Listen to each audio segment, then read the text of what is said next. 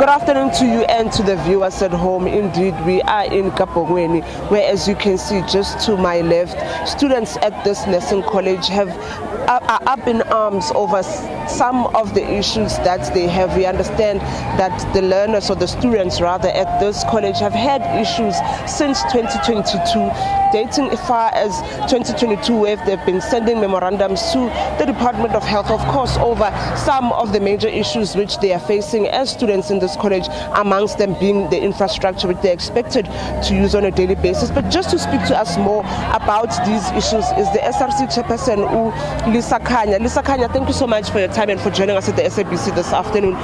Can you just briefly name some of the issues that have brought you guys here this morning? No, thanks very much, my sister.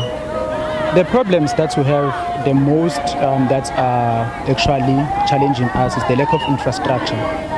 Here at the college, we have buildings that are falling. The buildings, they're actually rotten. We only have 2 classes, whereas we have many groups.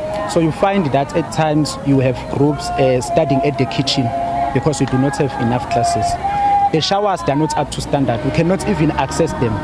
We can't even say that you'll use maybe a vascom because our rooms, they're actually small. We are also complaining about a stipend. The 30 years did not receive their stipend for this month, for April. So we're saying to the department, can they please roll out the stipend, because we actually do not even understand what happened in order for us not to receive that stipend. We're also complaining to say we do not have textbooks, we do not have a gadget, we do not have access to Wi-Fi, we do not have any access to computers.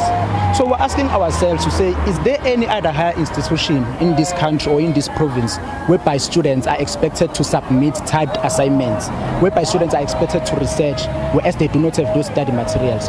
And then now you'll find that each and every time we have basic issues, like issues that will take just in management in the SRC to talk, each and every time the SRC writes letters to the management, they actually ignore us. Just 6 weeks ago, we sent them, I think, 3 letters requesting meetings with them. They disregard us as the SRC. It's been 3 decades now. SRC has been practicing at December so that it can be readily available for students to address matters like this. But this year, the management, under the leadership of the vice principal, they decided to say, no, the SRC will no longer be practicing at term. They are dispersed throughout the provinces. So you find situations, now the reason why we're striking like this is because the SRC cannot access the higher ups.